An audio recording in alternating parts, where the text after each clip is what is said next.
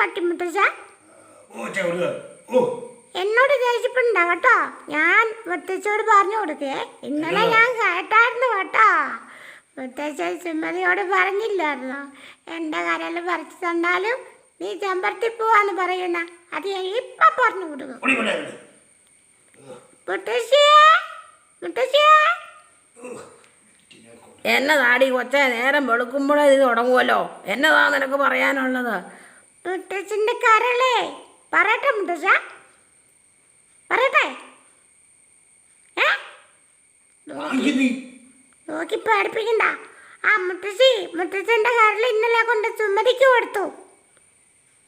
എൻ്റെ ദൈവമേ, ഇനി ഞാൻ ജീവിച്ചിരുന്നിട്ട് കാര്യമുണ്ടോ? എടോ പടുകളവാ. ഓ ഭ്രാന്ത് നിങ്ങൾക്കാ. മുത്തച്ഛൻ എന്നെ എപ്പോഴും കുറ്റം പറയുന്നുണ്ട് കേട്ടാ. ഇനി ഞാൻ നേരത്തെ കണ്ടിട്ട് ചെയ്യണോന്നറിയാമോ? ഒന്നും പറയണ്ട, മിണ്ടിപ്പോവല്ലോ. അവിടെ ഇന്നോണം.